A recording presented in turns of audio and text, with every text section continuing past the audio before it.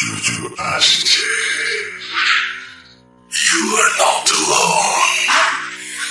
আমি শুধু তোমার সাথে থাকতে চাই। Not alone. লুকোচুরি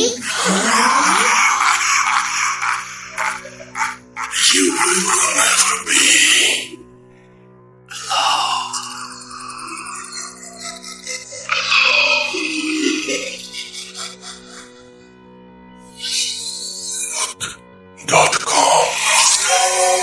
Fear returns with Russell.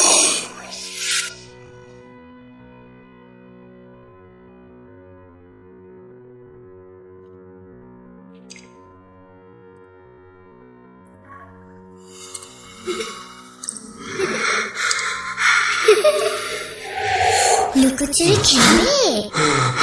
লুকোচুরি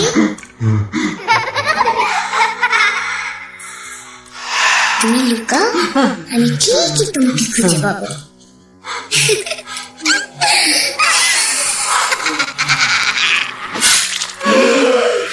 Book.com with Russell.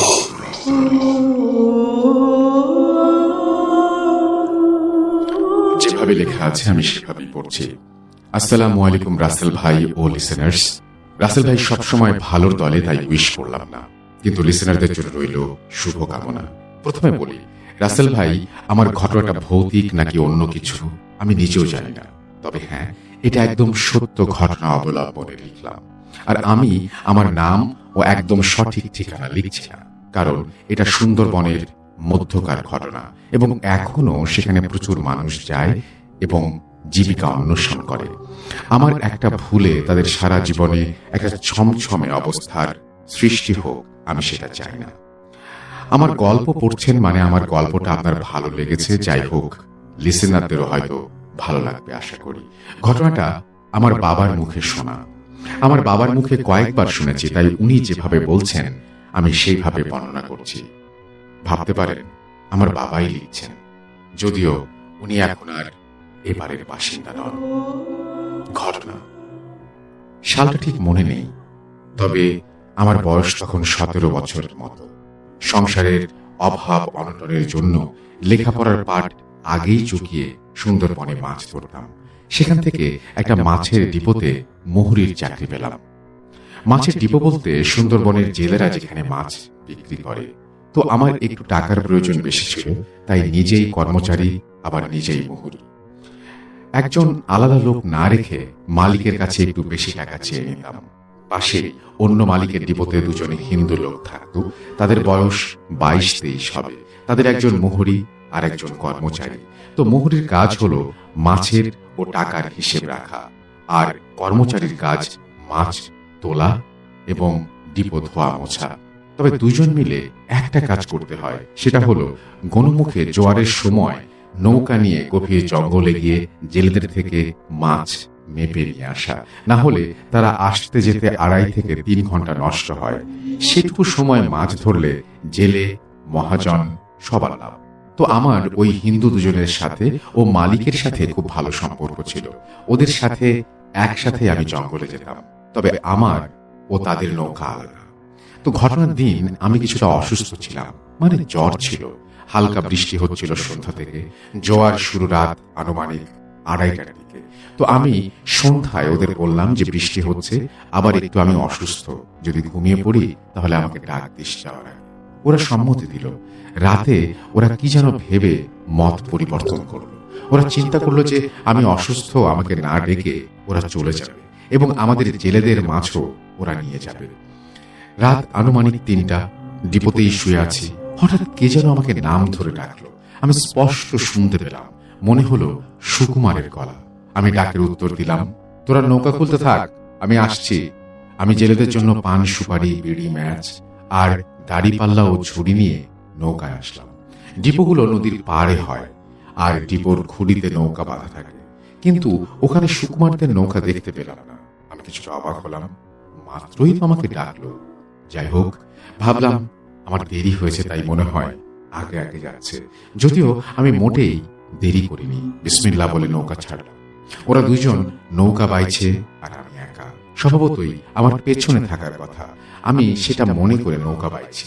বড় নদী রেখে একটা ছোট খালে এসে পড়লাম। এই খালটা বেশ দূরের এবং আঁকা বাঁকা, কয়েকটা ছোট শাখাও আছে।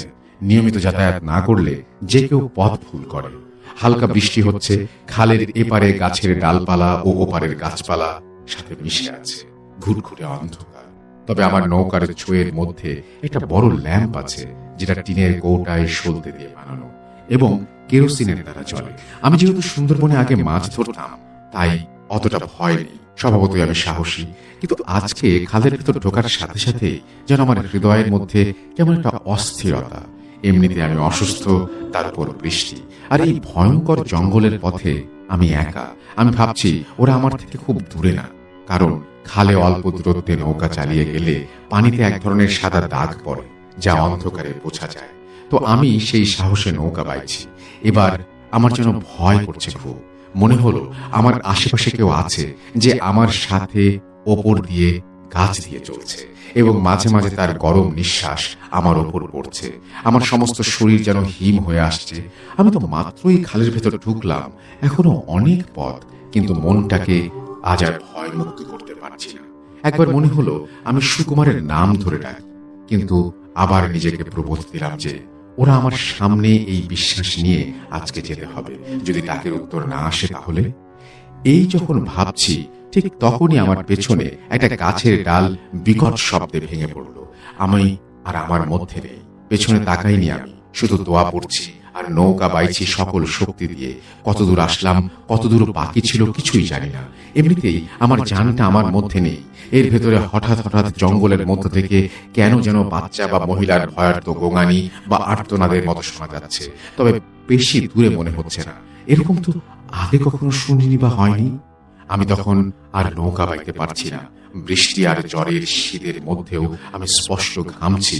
আমার আজকেই জীবনের শেষ দিন, তাই জোরে জোরে কালেমা পড়ছিলাম, আস্তাগফিরুল্লাহ পড়ছিলাম, কিন্তু শব্দ করে পড়ায় প্রতিধ্বনিত হচ্ছিল চারিদিকে। এতে আমার ভয় আরো বাড়তে থাকে। হঠাৎ সামনে থেকে একটা বাতাস এসে আমার আলোটা নিভিয়ে দেয়। আমি চোখে আর কিছু দেখতে পাচ্ছিলাম না। দ্রুত ছোঁয়ের মধ্যে গিয়ে ম্যাচটা নিয়ে ল্যাম্পটা জ্বালালাম, আবার বাইতে থাকলাম আর আল্লাহ আল্লাহ বলে জিকির করতে থাকলাম। কিছুক্ষণ পর অনেক দূর থেকে একবার বাঘের হুঙ্কার শুনলাম। কি ভয়ানক মাটি ভাড়া ডাক! আমার বুক শুকিয়ে যাচ্ছে। 30 সেকেন্ড পর আবারও ডাকলো। এবার মনে হলো খুব কাছে। তৃতীয়বার যখন ডাকলো তখন মনে হলো একেবারে খাল পাড়ে, আমার নৌকার 100 হাত সামনে। আমার আর সামনে যাওয়ার সাহস নেই, তবে পেছনে যাবারও কোনো সুযোগ নেই, কারণ উজান ঠেলে যাওয়া কোনোভাবেই সম্ভব নয়। আমি কিছুক্ষণের জন্য যেন নরকের মধ্যে আছি, এরকম মনে হচ্ছিল। টিপ টিপ বৃষ্টির মধ্যে এতটা অসহ্য গরম, তার সাথে মাঝে মাঝে বনের মধ্যে পানিতে গাছের আজব সব শব্দ। আবার নিভে গেল আলো। আমি আর ধরতে পারলাম না। খুব বাতাস হচ্ছিল, তাই আলো জ্বলছিল না। কিন্তু অন্ধকারে তো আমি সবার জন্য খাদ্যে পরিণত হব। 7-5 না ভেবে জেলেদের বিড়ি ধরালাম। জীবনে প্রথম বিড়ি মুখে নিলাম। না, ধূমপানের জন্য নয়, জীবন বাঁচাতে একটু আলো জ্বালিয়ে রাখার তাগিদে। এভাবে একসময় মরতে মরতে নিজেই সাহস নিলাম। যাই হয়ে যাক হোক, আমার আশেপাশে কেউ নেই, আমাকে আমার জন্য লড়তে হবে। সাহস নিয়ে সব উপেক্ষা করে নৌকা চালাতে থাকলাম। এতক্ষণে চলে আসার কথা ছোট খাল থেকে বের হয়ে আরেকটা বড় নদী। তখন ভয়টা কিছুটা কম, কারণ সেখানে মাঝে মাঝে নৌকা দেখা যায়। সেই রাত, সেই খাল আর শেষ হতে চায় না। একটা সময় দূর থেকে বড় নদীর দেখা পেলাম, তবে ওটুকু যেন যেতে আমি পারছি না। মনে হলো যেন আমাকে কেউ তুলে নিল, পেছন থেকে কিছুতে টেনে নিল। মহান আল্লাহর রহমতে একসময় আমি নদীতে আসলাম। এবার আর ভয় নেই, তবে গায়ে শক্তি পাচ্ছি না। আর এতক্ষণে কতক্ষণ হয়েছে জানি না। দেখি ভোরের আলো। আমি এবারের মতো বেঁচে গেলাম, কিন্তু তারপরে যা হলো সেটার জন্য আমি জীবনে আর জঙ্গলে যাইনি। ভোরের আলো পেরিয়ে মোটামুটি ফর্সা হয়ে গেছে চারিদিক। বহুদূর পর্যন্ত স্পষ্ট দেখা যাচ্ছে। 2টা জেলে নৌকা দেখতে পেলাম। একজন মুরব্বী সাদা দাড়ি আর 2টা ছেলে। মুরব্বী পরিষ্কার, কিন্তু ছেলে 2টো কালো। মুরব্বী এক নৌকায় পা পানিতে ঝুলিয়ে বসে তসবিহ গুনছে, আর ছেলেটা রান্না করছে। মুরব্বী আমাকে ইশারায় ডাকলেন, আমিও গেলাম, কারণ আমার পানির পিপাসা ছিল। আর এতক্ষণ পর মানুষ দেখলাম। আমি নৌকার পাশে নৌকা রাখতেই মুরব্বী বলল, আব্বা, তুমি তো মেলা ভয় পেয়েছ। আমি অবাক হইনি। মুরব্বীকে দেখে আধ্যাত্মিক মনে হয়নি, এই জন্য উনি আমার হাত ধরে কি যেন পড়ে অনেকক্ষণ পর একটা ফু দিলেন। আমার শরীর থেকে কি যেন বের হয়ে গেল। আমি একদম ফ্রেশ হয়ে গেলাম। অবাক ব্যাপার, আমার গায়ে জ্বরও নেই। আমি পানি খেয়ে মুরব্বীকে ভেঙে বললাম সব। উনি বললেন, তোর মায়ের দুধের জোর অনেক বেশি, তাই তুই বেঁচে গেছিস। তুই যা, তোর জেলেদের থেকে মাছ নিয়ে আয়, আর যাওয়ার সময় আমার মাছগুলো দিয়ে যাস। আমি চলে আসলাম। এসে দেখি আমার জেলেদের মাছ সুকুমার মেপে নিচ্ছে। আমাকে দেখে ওরা সবাই ভূত দেখার মতো চমকে উঠল। ওরা ভেবেছিল আমি একা একা আসতে পারবো না, তাই আমার জেলেদের বলেছে ও আজকে আসবে না, মাছ আমাদের দিতে বলেছে। আমাকে দেখে ওরা লজ্জা পেল। সব শুনে আমার জেলেরা এক প্রকার ওদের মারতে উপক্রম হলো। এমনকি ওদের জেলেরাও ওদের উপর রেগে গেলেন। যাই হোক, আমি মাছ নিয়ে মুরব্বীর ওখানে আসলাম। মুরব্বী সকালে আমাকে খেতে বলল। আমিও মাছের তরকারি দিয়ে খেলাম। কি স্বাদ! কিন্তু অবাক ব্যাপার হলো, ওনার ছেলে দুটো এতক্ষণে একটা কথাও বলেনি। চুপচাপ, বোবা বললেও ভুল হবে না। তারপর মুরব্বী মাছগুলো মেপে নিয়ে আমার ডিপোর ঠিকানা বলে দিলে আমি বিদায় নিলাম এবং আসার সময় সেই পথ দিয়ে আসছিলাম। আর রাতের স্মৃতি রোমন্থন করতে করতে শিউরে উঠছিলাম। ডিপোতে এসে সব শুনে মহাজন আমাকে 1 সপ্তাহের ছুটি দিলেন বিশ্রামের জন্য। আর এমনিতেই আমি আজকে ডাবল মাছ এনেছি। আমাদের জেলেরা যে পরিমাণ মাছ পেয়েছে, মুরব্বী একাই অতটা পেয়েছে। 6 দিন পর ডিপোতে গেলাম। যাওয়ার পর মহাজন আমাকে বলল, চাচা, তোর জন্য একটা চিঠি, একটা লুঙ্গি আর মাছের সব টাকা রেখে গেছে। আমি চিঠি পড়ে অবাক হয়ে গেলাম। উনি আমাকে একটা লুঙ্গি দিয়েছেন, সাথে 6000 টাকা মাছের টাকা দিয়ে গেছেন, আর লিখেছেন, এই টাকা দিয়ে কিছু একটা করো, আর জঙ্গলে ছিল না, এরপর হয়তো ফিরবে না তুমি। আর আমার বাড়িতে এসো, পেঁচানো হাতে লেখা, সাথে বাড়ির ঠিকানা, খুলনার রূপসা থানার একটা জায়গার ঠিকানা দেয়া আছে, সাথে মুরব্বীর নাম। আমি সবকিছু যত্ন করে নিয়ে এলাম। সেখান থেকে 15-16 দিন পর মুরব্বীর দেয়া ঠিকানায় যাই। কিছু মিষ্টি নিয়ে আমি ঠিক বিকেলের দিকে ওনার বাসায় যাই। ডাকাডাকির পর একজন মহিলা গেট খুললেন। দেখেই মনে হলো সম্ভ্রান্ত ও ইসলামিক ফ্যামিলি। আমি কার কাছে এসেছি জানতে চাইলে আমি মুরব্বীর নাম বললাম। উনি কিছুটা অবাক হলেন এবং আমাকে ভেতরে আসতে বললেন। আমিও গেলাম। বললেন, কি জন্য এসেছো বাবা, বলো। আমি সব বিস্তারিত বলার পর উনি হু হু করে কেঁদে উঠলেন। আমি বুঝতে পারছিলাম না। পরে উনি উঠে গিয়ে একটা ছবির অ্যালবাম নিয়ে এসে বললেন, দেখো তো বাবা, ওনার সাথে দেখা হয়েছিল কিনা। আমি বললাম, হ্যাঁ। তারপর যা শুনলাম তার জন্য লিসেনারদের মতো আমিও প্রস্তুত ছিলাম না। এই চাচা হজ করে এসেছিলেন, একজন হাজি। ওনার 2টা ছেলে ছিল। তাদের নিয়ে প্রায় জঙ্গলে শখের বসে বড়শি বাইতে যেতেন। ছেলেরাও আর যেতে চাইত না। যেবার হজ করে আসলেন সেইবারের কথা তিনি কথা দিলেন যে এইবারই শেষ, আর তিনি যাবেন না। কিন্তু ওই শেষ যাওয়া ছিল, আর ফিরে আসেন। প্রায় 21 বছর হয়ে গেছে। ওনার স্ত্রীও মারা গেছেন, স্বামী ও 2 ছেলের শোকে। যিনি বর্ণনা করছিলেন উনি মুরব্বীর ছোট মেয়ে, আর 2টা মেয়ে আছে ওনার বড়। লোকমুখে শুনেছেন তাদের বাঘে খেয়ে ফেলেছিল, কিন্তু লাশ পায়নি।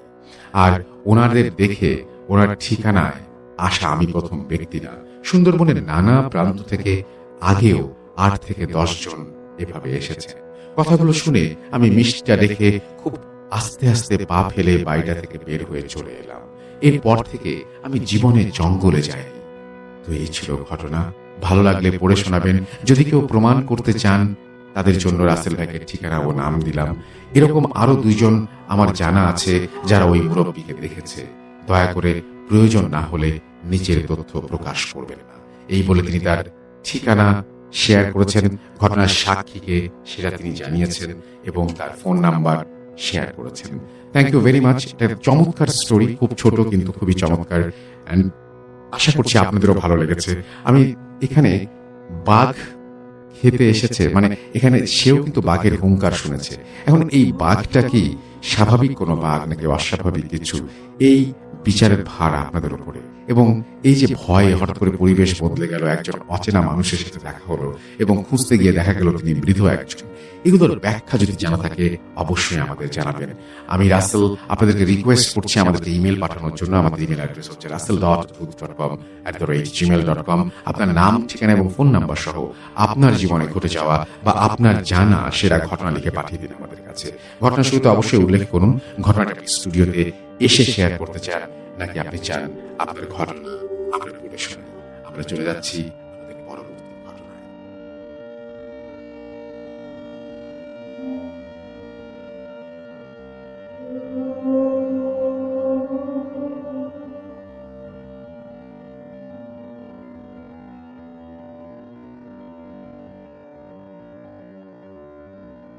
আজ আবার শুনতে পাচ্ছেন শব্দটা? ভয়ের আরেক নাম ভূত.com with Russell.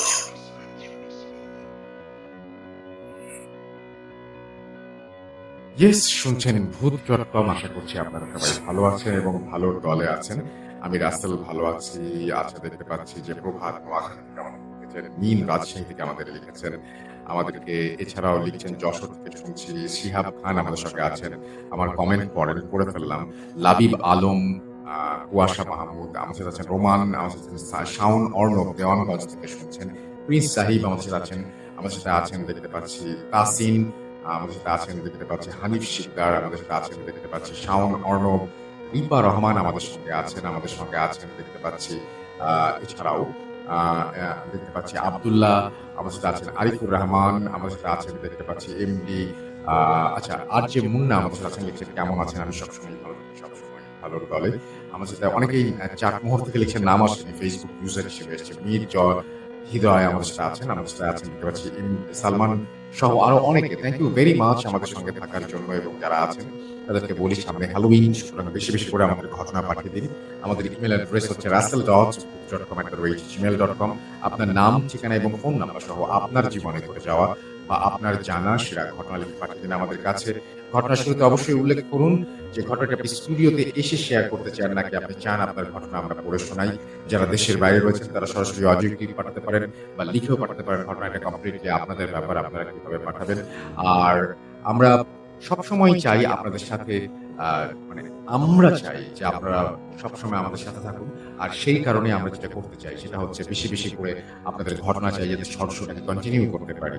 আর হ্যালোউইনের মাস আমাদের ঘটনা পাঠিয়ে দিন, আমাদের ইমেল অ্যাড্রেস জানেন। অনেকে প্রতারণা করছেন, অনেকের সাথেই লিখছেন যে আমাকে ইনবক্সে ঘটনা পাঠান। এই সমস্ত প্রতারকদের এড়িয়ে চলবেন প্লিজ, কারণ ভূত.com russell.booth.com@gmail.com এটা হচ্ছে একমাত্র অ্যাড্রেস। আর আমাদের www.facebook.com/russell.shadin এইটা হচ্ছে আমাদের একমাত্র ফেসবুক পেজ। সো আপনারা এখানে আসুন এবং আপনারা এই সমস্ত মানে ঝামেলায় করতে যাবেন না, তাহলে আমার মনে হয় যে সবার জন্য, আমাদের প্রত্যেকের জন্যই ভালো। যাই হোক, আমরা চলে যাচ্ছি আমাদের পরবর্তী ঘটনায়। আশা করছি ঘটনাটি আপনাদের ভালো লাগবে। চলুন দেরি না করে শুনে আসি আমাদের দ্বিতীয় ঘটনা। কেমন লাগে জানাবেন আমাদের। You never were alone.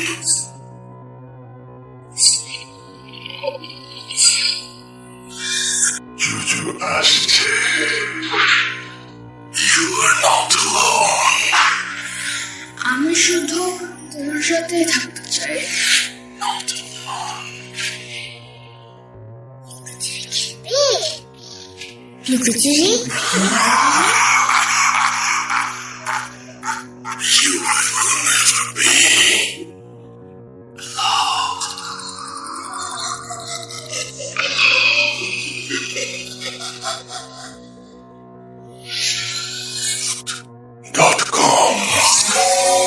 Fear returns with Russell.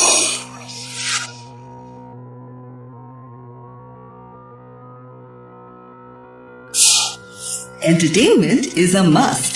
শুনুন স্বাধীন পডকাস্ট।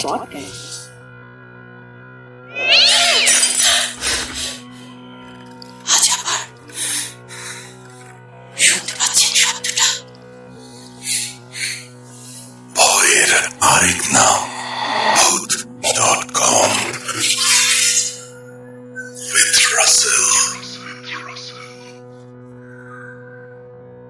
কখনো কি ভেবেছেন মৃত্যুর পরেও ব্ল্যাক ম্যাজিকের ভয়াবহতা? মৃত্যুই কি ব্ল্যাক ম্যাজিকের শেষ, নাকি কিছু ব্ল্যাক ম্যাজিকের শুরু কোনো একটা মৃত্যু থেকেই? চিন্তা করেছেন কখনো ব্ল্যাক ম্যাজিকের শিকার মানুষের চারপাশে থাকা মানুষগুলোর অসহায়তা?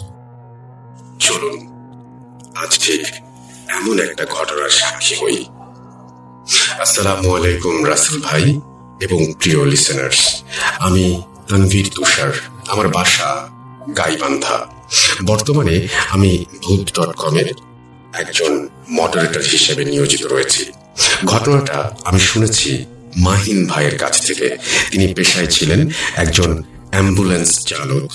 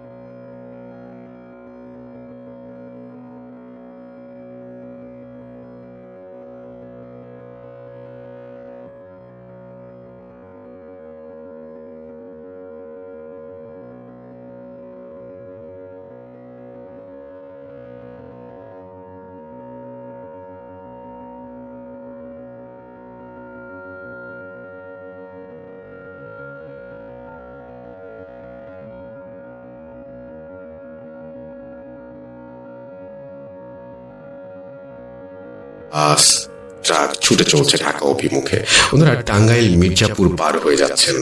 যারা এই রাস্তায় চলাচল করেন তারা জানেন এখানে দুই পাশে আবাদি জমি আর মাঝে হাইওয়ে, এবং হাইওয়ের দুই পাশে বড় বড় গাছ। সেদিনের হালকা চাঁদের আলো আর রাতের গাড়ির হেডলাইট মিলে এক আলো আধারী পরিবেশ করে তুলেছিল হাইওয়ের পাশের গাছের সারিতে। ওনার গাড়ি তখন 85 কিলোমিটার বেগে চলছিল। হঠাৎ ধপ করে একটা জোরে শব্দ করে গাড়ি কেঁপে উঠল। মনে হলো গাড়ির ওপরে কোনো ভারী কিছু একটা জোরে এসে পড়েছে এবং গাড়ির গতি হুট করে কমে গেল। অবাক ব্যাপার হচ্ছে, মিটারে 80-র ওপরে গতি দেখাচ্ছে, কিন্তু মনে হচ্ছে গাড়ির গতি 30-এর ওপরে হবে না। সব নীরবতা ভেঙে সবাই যেন চমকে উঠল এক মুহূর্তে। পিছন থেকে একজন বলে উঠল, ভাই কি হলো গাড়িতে, কি পড়লো ওপর থেকে? মাহিন ভাই বলল, মনে হয় শুকনো ডাল ভেঙে পড়েছে। মাহিন ভাইয়ের পাশে বসে থাকা ওনার সহযোগী বলল, মাহিন ভাই এটা ডাল মনে হলো না, শব্দ শুনে মনে হলো 20-30 কেজি ওজনের বালির বস্তার মতো কিছু পড়েছে। মাহিন ভাই গাড়িতে সিগন্যাল দিয়ে রাস্তার পাশে দাঁড় করালেন গাড়ি। কি হলো এটা দেখার জন্য উনি আর ওনার সহযোগী গাড়ি থেকে নামলেন। নামার সময় মাহিন ভাই হাতে অ্যাম্বুলেন্সের মেঝে পরিষ্কার করার জন্য যে ঝাড়ু থাকে সেটা নিয়ে নামলেন। তিনি ঝাড়ু দিয়ে গাড়ির ওপরে এপাশ ওপাশ নাড়ালেন। ঠিক তখনই তার ঝাড়ুর সাথে প্রচন্ড জোরে একটা ভারী কিছু ধাক্কা লাগলো। এরপরেই যেন সবকিছুই উধাও, আর কিছু নেই গাড়ির ওপরে। এমনকি একটু আগে গাড়ির ওপরে এত ভারী একটা কিছু পড়েছে যে তার চিহ্ন পর্যন্ত নেই, কারণ এত জোরে ডাল ভেঙে পড়লে উপরে দাগ হয়ে যাওয়ার কথা, বা ডালটাই গেল কই, আর ঝাড়ুর সাথে যেটা ধাক্কা খেলো সেটাই বা কি তাহলে? ওনাদের দুজনের কাছে ব্যাপারটি ঠিক ভালো লাগলো না। অবাক হয়ে গাড়িতে বসে আবার গাড়ি চালাতে শুরু করলেন। পেছনে থাকা একজন বলে উঠলেন, ভাই কি পড়েছিল গাড়িতে? মাহিন ভাই বলল, নেমে তো কিছুই দেখতে পেলাম না, মনে হলো ওখানে কিছু নেই। আবার গাড়ির গতি এবং সবকিছু ঠিক, মনে হচ্ছে যেন একটু আগে ঠিক কিছুই ঘটেনি। স্বাভাবিকভাবেই গাড়ি চালাতে থাকেন মাহিন ভাই। প্রায় 10 মিনিট গাড়ি চালানোর পরে হঠাৎ তার সহযোগী আস্তে করে মাহিন ভাইকে বাম পাশের লুকিং গ্লাসে তাকাতে বলেন। মাহিন ভাই লুকিং গ্লাসের দিকে তাকিয়ে অবাক হয়ে যান। একটা বিশাল দেহি কালো কুকুর রাস্তার পাশের সেই গাছের সারির পাশ দিয়ে গাড়ির পেছনে এক টানা ছুটে চলেছে। পেছনের গাড়ির হেডলাইটের আলো আর অপর পাশ থেকে আসা হেডলাইটের আলোতে আবছা যতটুকু দেখা যাচ্ছে কুকুরটাকে, মাহিন ভাইয়ের মনে হলো এমন কোন কুকুরের অস্তিত্ব বাস্তব জগৎ থাকতে পারে না। বিশাল দেহ, চোখগুলো আগুনের মতো জল করছে, যেন চোখের ভাষা বলে দিচ্ছে এই রাগের অন্য মাত্রা যেন সামনে পেলে এক মুহূর্তে ছিঁড়ে ফেলবে তাদের। আসলে কুকুর তাদের ফলো করছে কিনা এটা দেখার জন্য মাহিন ভাই গাড়ির গতি কমিয়ে দেন। দেখেন কুকুরও তার দৌড়ের গতি কমিয়ে দিয়েছে। গাড়ির গতি বাড়িয়ে দেন, দেখেন কুকুরও গাড়ির সাথে দৌড়ে তার গতি বাড়িয়ে দিয়েছে। মাহিন ভাই আরো লক্ষ্য করেন কুকুরের গায়ে সরাসরি হেডলাইটের আলো পড়ছে না। মনে হয় কুকুরের দেহ ঘিরে তার চারপাশে একটা ঘন কালো অন্ধকার জমাট বেঁধে আছে। প্রায় 5 কিলোমিটার এভাবে আসার পর দেখেন কুকুরটা নেই, কিন্তু শুরু হয় আর এক অদ্ভুত সমস্যা। মনে হলো গাড়ির ওপরে কিছু একটা বারবার আঁচড় কেটে চলেছে। ভেতরে সবাই তখন ভয়ে অনেকটা জড়সড় অবস্থা। পেছনের একজন হাত দিয়ে গাড়ির ছাদের ভেতর থেকে 2 বার জোরে থাপ্পড় দেন। ওপরের আঁচড়ের শব্দ থেমে যায়, আবার কিছু পরেই সেই শব্দ শুরু হয়। মাহিন ভাই নিজেও প্রচন্ড ভয় পেয়ে যান। গাড়ি থেকে নামার সাহস পর্যন্ত তার নেই এখন। এত বছরের কর্মজীবনে এই প্রথম তার এত ভয় কাজ করছে। হঠাৎ একটু পরে শব্দ থেমে যায়। তারপরে শুরু হয় সবচেয়ে ভয়ঙ্কর বিষয়। এবার লাশের কফিনের ভেতর থেকে আসতে থাকে সেই আঁচড়ের শব্দ। এবার যেন ভয় পেয়ে বসে সবার মাঝে প্রবল বেগে। তারা ভয়ে অবাক হয়ে একে অপরের দিকে তাকিয়ে আছে, যেন কি হচ্ছে এই বিষয়ে কথা বলার শক্তি বা সাহস কোনোটাই তাদের নেই। পেছন থেকে একজন মাহিন ভাইকে বলল, ভাই গাড়ি থামান, কফিনের ভেতরে শব্দ আরো বেশি হচ্ছে, এখানে থাকা যাচ্ছে না আর। মাহিন ভাই আবার রাস্তার পাশে গাড়ি থামালেন। সবাই নেমে পড়লেন গাড়ি থেকে। হাইওয়ে দিয়ে গাড়ি সব ছুটে চলেছে তাদের আপন গতিতেই। পৃথিবী যেন ঠিক তার মতো স্বাভাবিক, কিন্তু পৃথিবীর মাঝে আজ এই ছোট্ট অ্যাম্বুলেন্সটাই এই 5 জন মানুষের কাছে আজ বড় অস্বাভাবিক। গাড়ি থেকে নামার পরে শব্দটা থেমে যায়। লাশের সাথে থাকা 3 জন মাহিন ভাইকে বলেন, ভাই এভাবে তো লাশের সাথে যাওয়া যাবে না। তারা মাহিন ভাইকে বলেন গাড়ির পেছনে অস্বাভাবিক রকমের একটা কুকুর দৌড়ানোর কথা। মাহিন ভাইয়ের সহযোগী বললেন, আমরাও কুকুর দেখেছি, আপনারা ভয় পাবেন বলে বলি নাই। মাহিন ভাই বললেন, শব্দ যেহেতু থেমে গেছে আমরা আবার রওনা দিয়ে আস্তে আস্তে। সবার চোখে মুখে পানি দিয়ে আবার যাত্রা শুরু হলো। কিছু সময় আর কোনো সমস্যা নেই, স্বাভাবিকভাবেই সবকিছু চলছে। এরপরে যখন তারা যমুনা সেতুতে ওঠে তখন আবার সেই শব্দটা শুরু হয়। এবার যেন শব্দটা হচ্ছে কেউ ভেতর থেকে কফিনের ঢাকনা খুলে ফেলতে যাচ্ছে। পেছন থেকে একজন জোর গলায় দোয়া পড়া শুরু করে দিয়েছে, কিন্তু কিছুতেই কিছু থামছে না। সবার মনে হচ্ছে আজ রাতে এই গাড়ির মাঝে কোনো এক প্রলয় আসতে চলেছে। ভয়ে ভয়ে একজন বলে উঠল, ভাই গাড়ি থামান। বলতে বলতেই একটা মাংস পচা গন্ধে ভরে উঠল সারা অ্যাম্বুলেন্স। গন্ধটা এত তীব্র যে নিঃশ্বাস যেন বন্ধ হয়ে আসছে সবার। মাহিন ভাই তখন একটা ঘোরের মাঝে ব্রিজ থেকে নেমে একটা বাজারের মতো জায়গায় এসে গাড়ি রাস্তার পাশে থামিয়ে দেন। তিনি শুধু বুঝতে পারেন কেউ তাকে টেনে বের করার চেষ্টা করছে গাড়ি থেকে। তিনি এক লাফে গাড়ি থেকে বের হয়ে মাটিতে শুয়ে পড়েন। ততক্ষণে বাজারে থাকা কিছু দোকানি আর ট্রাক ড্রাইভার তাদের দিকে ছুটে আসেন, তাদের দোকানে নিয়ে যায় আর পুরো ঘটনা শুনেন। এরপরে তারা বলেন, যেহেতু প্রায় ভোর হতে চলেছে, আপনারা এখানে অপেক্ষা করেন, ফজরের আজান দিলে এরপরে রওনা দেবেন। তারা দোকানে বসে সবাই একটু স্বাভাবিক হওয়ার চেষ্টা করে। এর কিছু সময় পরে দূর থেকে একটা আজানের ক্ষীণ সুর ভেসে আসে। তারা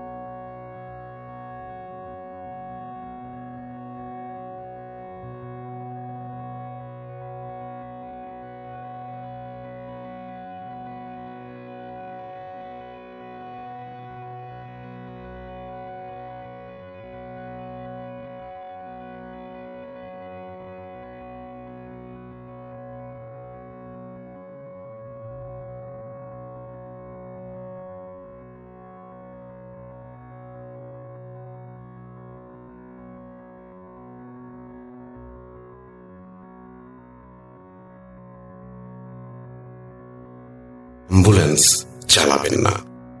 তিনি অ্যাম্বুলেন্স চালানো ছেড়ে দেন ঠিকই, কিন্তু ঘটনাগুলো তাকে ছেড়ে দিল না। 5 দিন পর তিনি খেয়াল করেন তার ঘরের জানলার ওপাশে কেউ দাঁড়িয়ে আছে। চাঁদের আলোয় পর্দার পেছনে একটা ছায়া মূর্তির অস্তিত্ব দেখতে পান তিনি। মনে হচ্ছে একভাবে দাঁড়িয়ে আছে, একটুও নড়ছে না। পাশে ঘুমিয়ে থাকা তার স্ত্রীকে ডাক দেন, কিন্তু তিনি কোনো সাড়া দিচ্ছেন না। এক প্রকার কৌতূহল নিয়েই তিনি জানালার কাছে যান।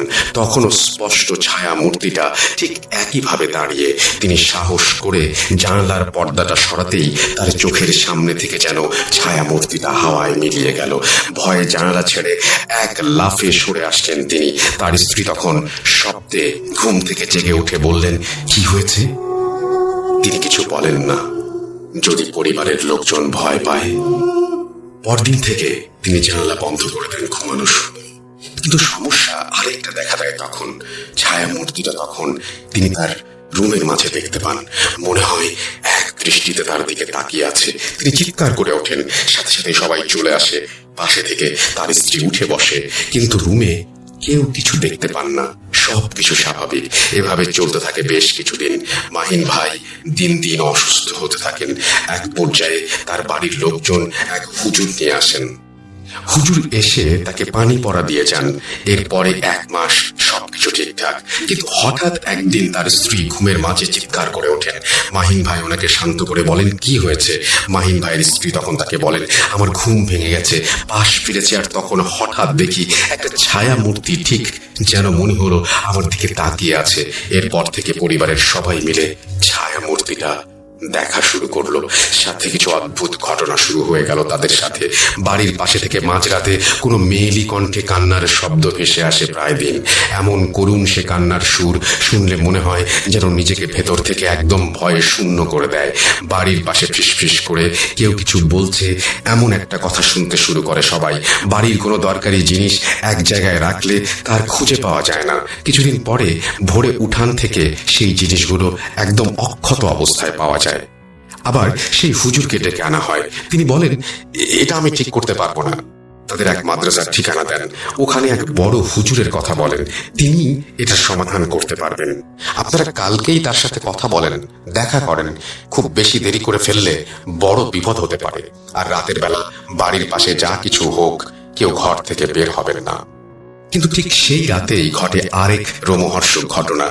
রাতের খাবার খেয়ে তারা সবাই যথারীতি যে যার রুমে যে ঘুমিয়ে পড়েন। হঠাৎ একটা তীব্র মাংস পচা গন্ধে মাহিন ভাইয়ের ঘুম ভেঙে যায়। তিনি পাশে থাকা তার স্ত্রীকে ডেকে তোলেন। তার স্ত্রী উঠে খেয়াল করেন পুরো রুম একদম গন্ধে ভরে গেছে, যেন নিঃশ্বাস আটকে মারা যাবার অবস্থা। মাহিন ভাই উঠে জানালার কাছে যান, যে জানালাটা খুলে দিলে গন্ধ বের হয়ে যাবে, এটাই তিনি ভাবেন।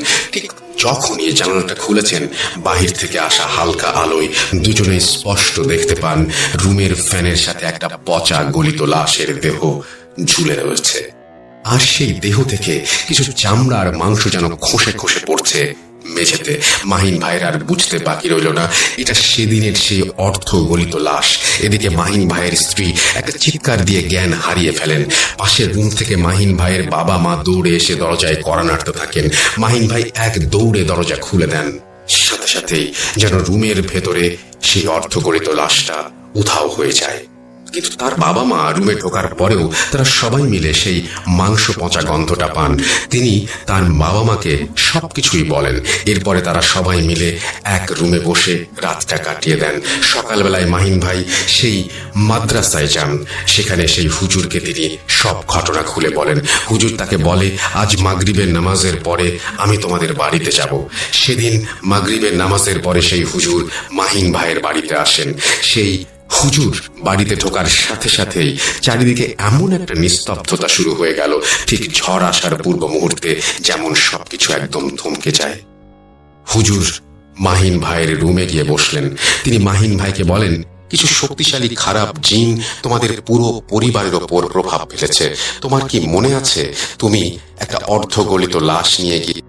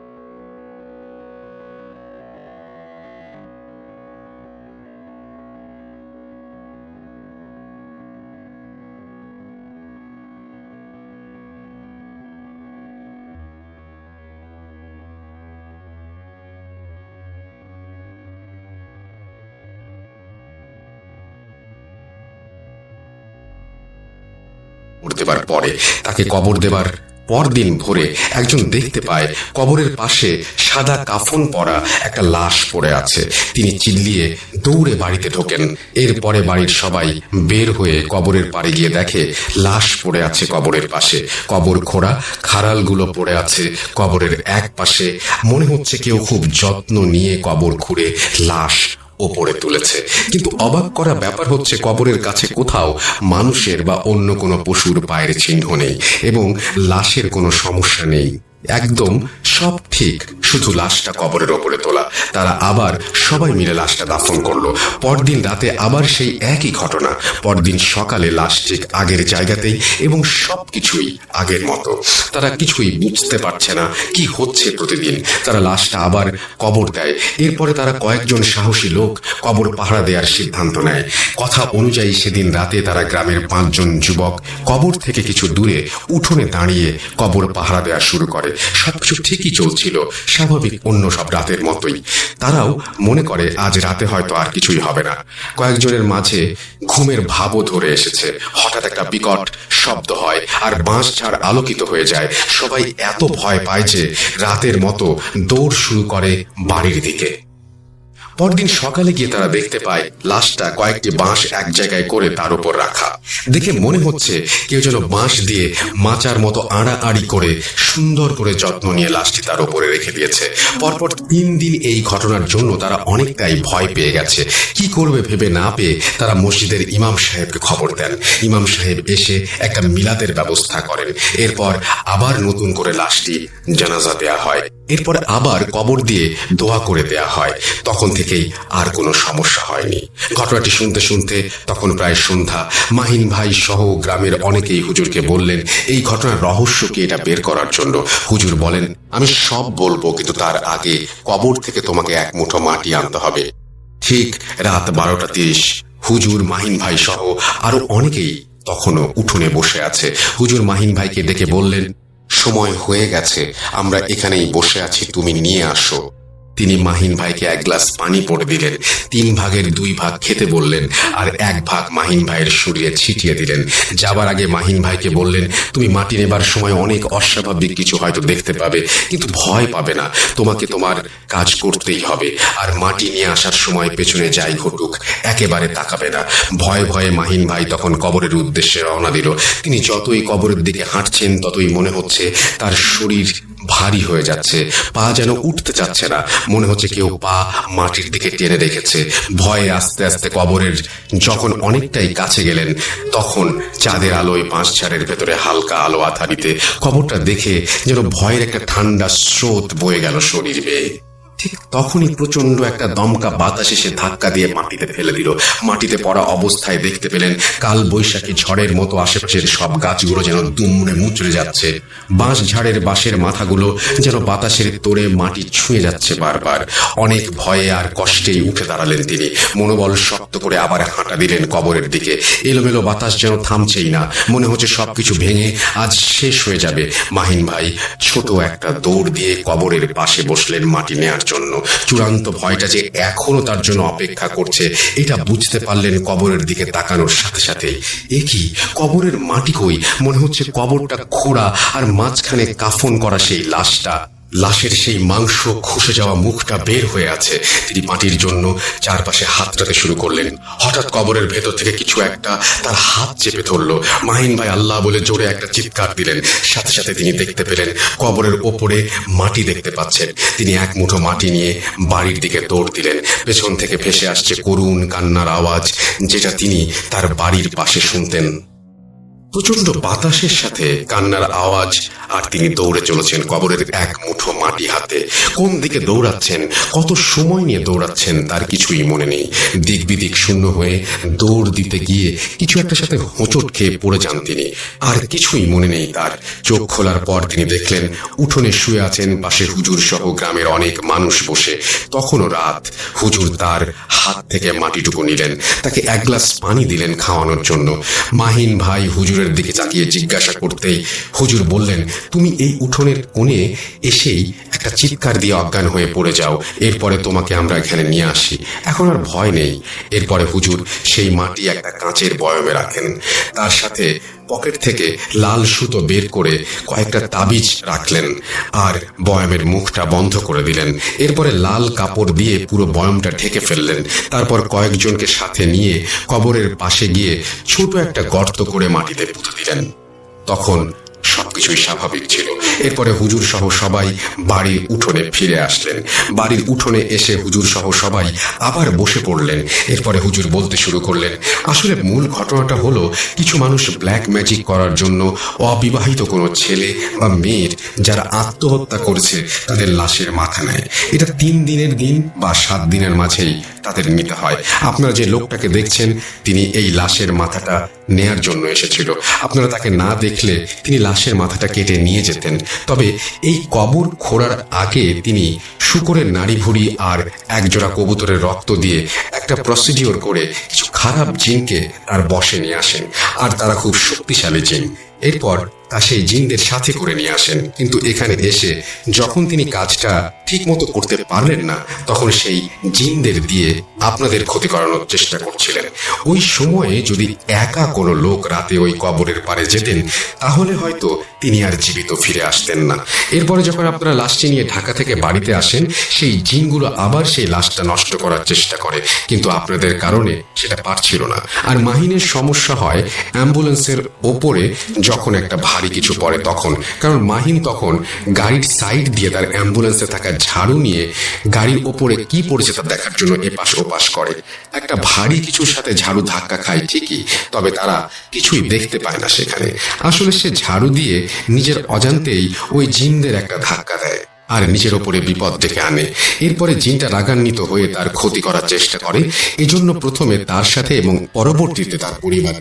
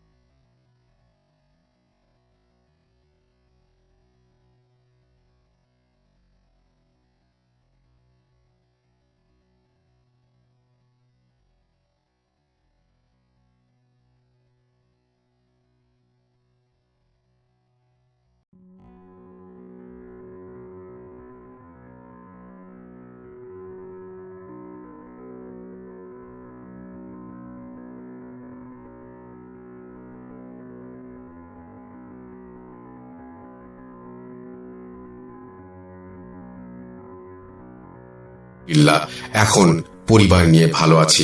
ঘটনা শেষ করে আমাকে বিদায় জানিয়ে উনি চলে যাচ্ছেন। আমি ওনার গাড়ির দিকে এক দৃষ্টিতে তাকিয়ে আছি আর মনে মনে বলে উঠলাম, আল্লাহ তুমি ওই ব্ল্যাক ম্যাজিক করা লোকগুলোকে হেদায়েত দান করো, তাদের জন্য যেন আর কোনো সাজানো পরিবারকে এভাবে ধ্বংসের দ্বার প্রান্তে দাঁড়াতে না হয়। এখানেই তিনি শেষ করেছেন ঘটনা।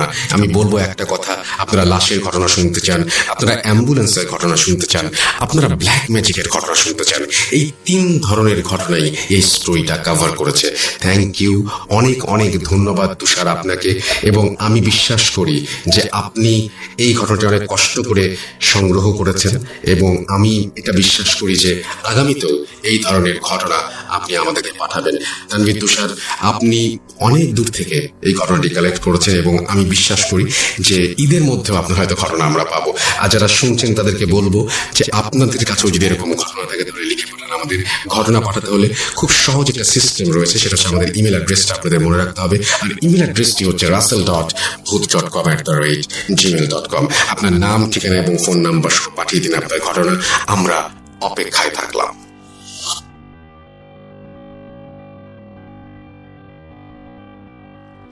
আজ আবার শুনতে পাচ্ছেন শব্দটা? ভয়ের আরেক নাম ভূত.com with Russell. ইয়েস, ভয়ের আরেক নাম ভূত.com। আমি রাসেল আতির সাথে। ঘড়িতে সময় রাত 12:57। আমাদের আজকের মতো আসলে শোটা এখানেই শেষ করতে হচ্ছে। আমাদের এই ছিল আজকের আয়োজন। 1 ঘন্টা আপনাদের সাথে আনন্দে কাটলো। আগামীকাল রাত 11:59 অবশ্যই আমাদেরকে শুনতে ভুলবেন না। আমাদের নতুন একটা ফিল্ম আসছে, সেই বিষয়ে আপনারা জানতে পারবেন। আজকের মতো এখানেই বিদায় নিচ্ছি, এবং আশা করছি আপনারা সবাই ভালো থাকবেন, ভালোর দলে থাকবেন, আর আমাদেরকে সহযোগিতা করে যাবেন। আর যারা বলছেন পুরনো স্টোরি, আপনারা সব পুরনো স্টোরি শুনতে হলে কালকে রাত 11:59 স্বাধীনে চলে আসবেন। এই শোটা আপনাদের অনুরোধেই আমরা করেছিলাম, যেখানে আমরা আপনাদের চাহিদা অনুযায়ী, আপনারা চেয়েছেন যে ইউটিউব প্ল্যাটফর্ম থেকে হোক, সেজন্য আসা। যদি আপনারা বলেন যে এই শো বন্ধ করে দিব, তাহলে মানে আমরা এনি টাইম আমরা এটা কিন্তু বন্ধ করে দিতে পারি। কারণ আপনারা যদি মনে করেন এটা পুরনো স্টোরি এবং এটাতে আপনাদের চলবে না, তাহলে ফ্যান্টাস্টিক। আমার 2 দিন রাত জাগতে হয় না। ওকে, অলরাইট, আজকের মতো বিদায় নিচ্ছি। কথা হবে আবার আগামীকাল। সেই পর্যন্ত সবাই ভালো থাকুন, সুস্থ থাকুন, মোস্ট ইম্পর্টেন্টলি ভূত.com থাকুন। আল্লাহ হাফেজ।